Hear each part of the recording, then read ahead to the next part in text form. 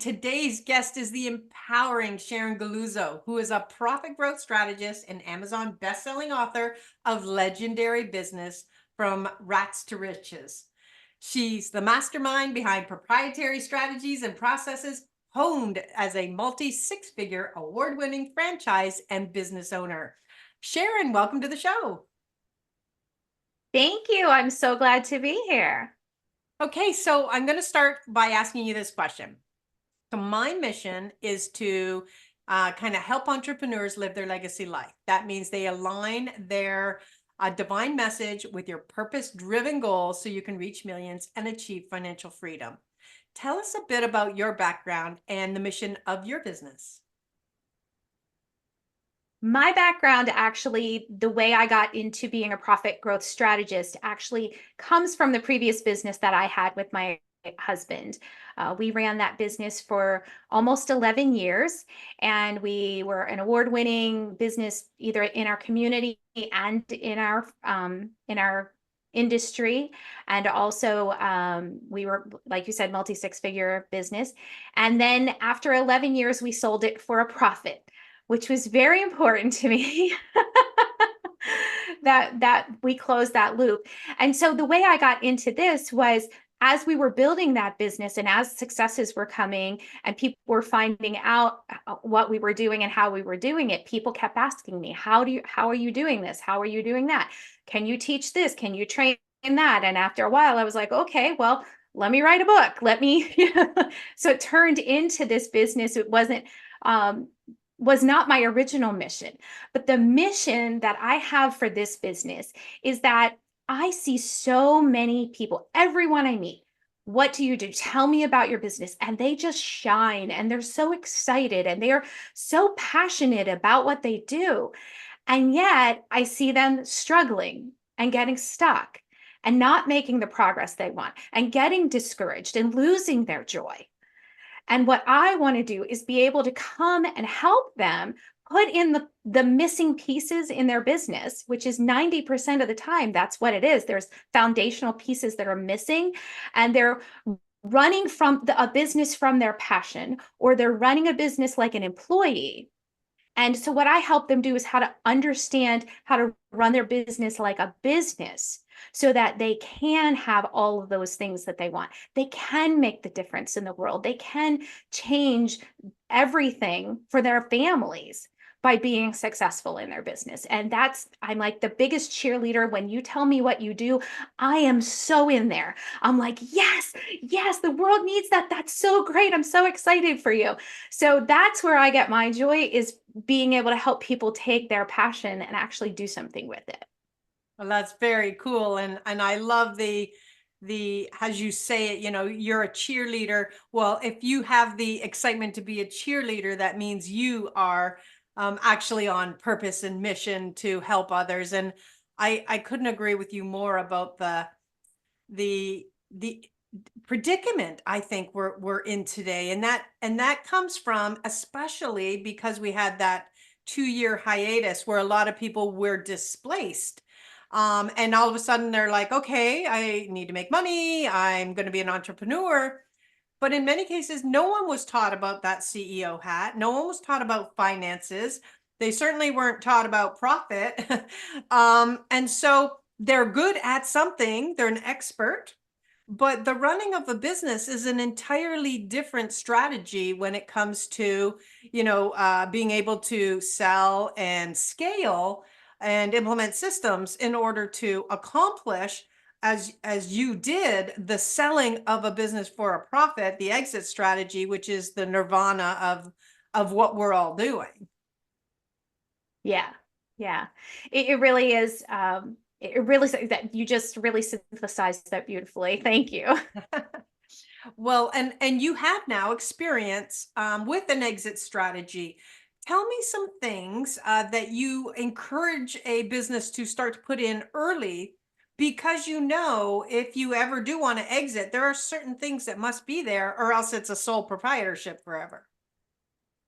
Yeah, exactly. And I would say the number one thing is, if it's a personality driven business, if it's all you, that's not a, that there, you can't exit with that, because once you remove yourself from the business, then there is no business. So if it is something that you want to be a legacy, that you want to give to someone in your family, or you want to just continue that business in your community and in the world, then you need to be thinking about, which people don't want to do, how do I replicate myself? How do I make what I do something that I could hand off to someone else to do? How can I put things in place so that if something were to happen and tomorrow I wasn't in this business because I won the lottery and I'm going to the Bahamas, not because anything bad happened, but what would it continue without you? I'm actually working with a business now that, excuse me, that is a family business. And my conversations with the CEO, he wants he wants to hand this down to his children. But the conversations are, well, then you need to put this in place and that in place. But I don't want to do that. Well, I don't want to do that. That's this. I just want to do this thing. And I'm like, and that's fine if you want it to be a personality business. If you want it to be a legacy business, then we have to turn and adjust in a little way so that you can have that legacy business. So I would think that that's number one that people don't think about, is that if it's a personality business, you can't do that. Another thing would be you need to have your books in order. You need to be able to show how much money you are making. What are you clearing about? What profit is in that business? So you need to have systems and processes in place for documentation, because when you go to sell a business, they're going to want to know what it's worth. And what it's worth is not what you think it's worth. It is a mathematical equation. And so you have to be able to show all those numbers. So that needs to be in place as well. And anything that you can put in place that the new people can just continue to do that. Now, whether or not they do is up to them. But if you have a system and process in place, here you go, it's done for you, take it and continue. You will continue to make money in this business. There's a lot of structure that needs to be there too. I completely agree. Great points that you brought up there. You know, in our company, we've created this thing called the Legacy Life Wheel, right? So it's 8 various areas of a business. And you brought up the one succinctly. Two of the arteries, of course, are kind of involving systems and scale. And if you want to ever exit from a business, you need your standard operating procedures in place so that, here, I don't want to do this anymore, but here's exactly how it's done. If you think about a franchise like McDonald's, right? They have teenagers running the joint. It's because it is so well documented. 3 squirts, do this. That's how you have to be thinking to what it is that you're about to hand off. And then you brought up the legacy business so well. In that's exactly what I'm always talking about, in that if you're going to build something and, that's part and parcel of your legacy, you're living it, you want to get to that freedom zone, which is, position number 8, where you can deliver from your overflow, where you can, of course, exit the business or just toe dip when you want and or need to. And then your freedom is your own. You're delivering from your overflow. And that goes down again to the fact that we have to get these pieces in place like you spoke about, or else when something happens to you, whether God forbid health wise, or you want to hand it off to your kids, especially if it's a family-based business, you're going to hit that barrier of, well, who's going to buy this? Just because, again, even with that calculation, now they're like, okay, this has a net worth of 1.5 times whatever it is, the income, right? Now though, do we have to hire you to run it for the next X years because you're so tied and connected and we need to move it away from you? And that actually digs into profits, right? Yeah, absolutely. And if you're at that point where you want to sell it, do you still want to stick around and work for someone else? Yeah, people think that's Not a everyone nice does. gig, right? Oh, this would be good. I can help get things in place. for them and help them along and while they transition to ownership. Well, that becomes a disaster. I know people that have done that, and Thank you. they were like, oh my God, they're changing this and they shouldn't be changing this. This is my, no, honey, gone. Honestly, get out now while you can. Enjoy the freedom. Do not think you can be run by somebody else, because now it's theirs and you are an employee. Exactly. I'm so glad you said that. That's exactly where my brain went. It is, you think it's one thing and it's something else. And they do not care that you've been doing it successfully. It's theirs now. It's like when your kids grow up, they're adults now. They don't care what you say. Yeah, it's brutal. It's brutal. Oh, It takes yeah. a special kind of person that can do that. People think that you're coming in as a consultant. The second you exit and are now under their authority, you are an employee, and you're going to be absolutely, it's kind of like selling your house, and then you're like hanging around still and you're watching where they're moving all their furniture, and you're like, oh no, the couch was better over there. No, honey, this is where we want our couch. Yes. Yes, Love that's it. exactly. That's a great analogy. Yeah. So you've got this book, From Rats to Riches. What is that about? hmm The book is the 5 most common mistakes business owners make in their business, how to identify them and how to change them. And so the conceit is that you are, the Pied Piper legend, which is where the legend comes from.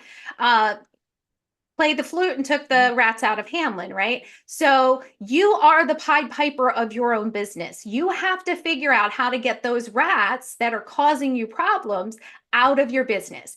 And so it's actually a very fun book. It has pictures. I like to have a business book with pictures. And it's very short chapters, so it's a really easy read, but it's very like real world stuff. It's a fun story. And then it's like, this is how you can fix it. I love that. I have a book with pictures too. That's just so rare and fun. I love it. Mine is called The Poetry of Business. So it takes somebody from the day they graduated college all the way to retirement in poetry format, and it's got a picture with every poem. That is adorable. Wow. I love that. Yay. It makes it fun when you're learning things or when you're thinking about things, because sometimes business can become so serious that we forget hmm that, hey, we chose this. We want, our ultimate goal is financial freedom. And then we get stuck in the weeds on a hamster wheel, working for a lunatic for crappy pay, and then wonder why hmm things aren't going differently. So let's say you come into a company. What's one of the earliest things you'll do with them to kind of get them rolling through the process that you have? So if I'm working one-on-one with people, the first thing that I do is, and this is how I describe it when I'm talking to people, but then I'll tell you what I do. When you're running your business, you feel like you are just like lost in this maze, right? You're running into walls, you're making wrong turns, you're overwhelmed, you don't know where to go, you can't figure it out. There's treasure in the maze, but you can't find it. And then to top it off, there's a minotaur chasing you, and the minotaur is eating your money.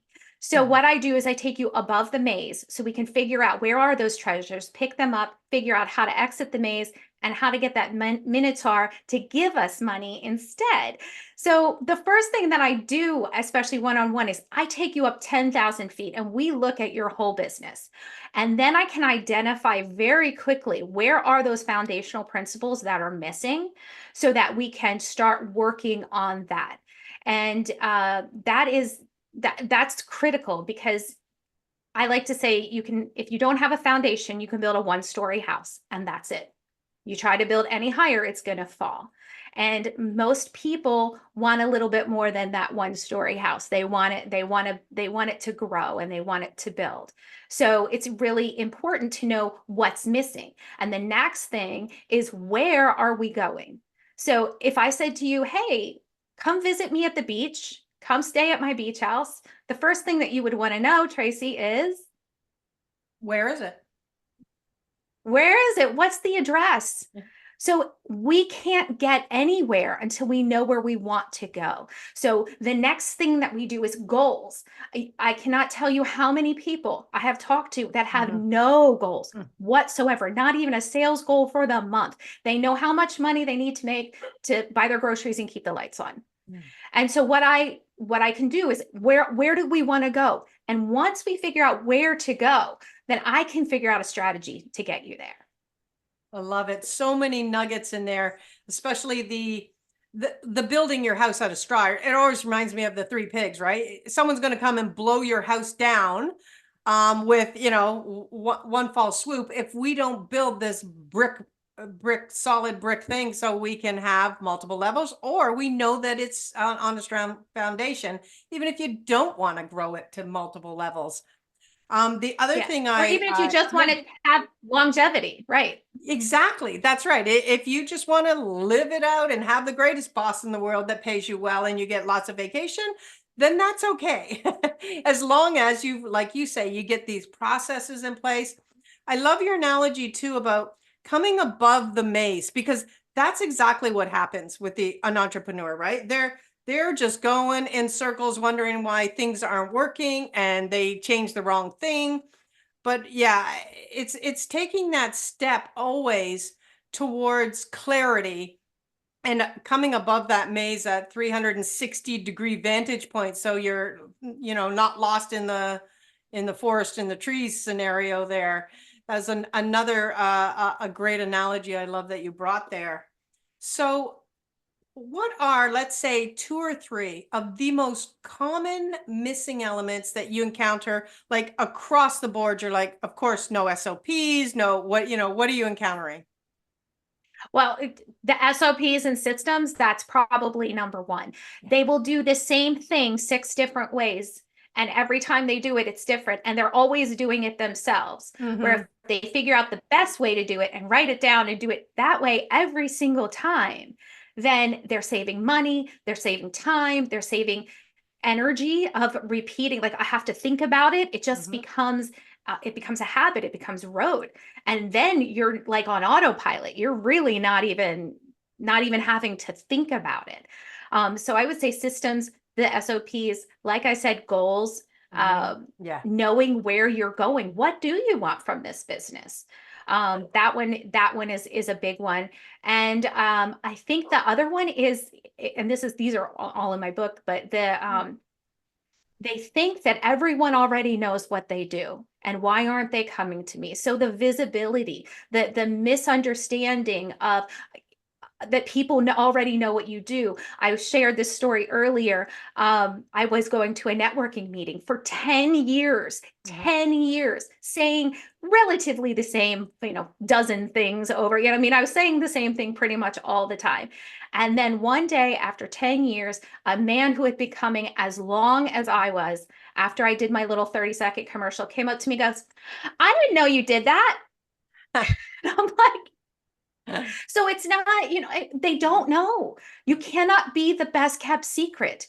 You have to make yourself visible. You have to let people know what problem you're solving. And that's the other thing, is that as business owners, we think we're selling something, but we're actually solving someone else's problem. And if you can understand that you're solving their problem, you're not pushing anything on them, you're not making them buy anything, you're not smarting me, you are solving their problem, and they're grateful for it.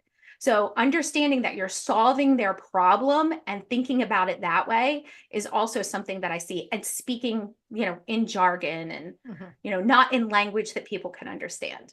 Oh, So that was yeah, 4. I've seen that one 100 times. Fantastic points, all actionable. So tell us, how can somebody connect more deeply with you, get in touch? Awesome. Well, yes, I actually have a gift for your listeners.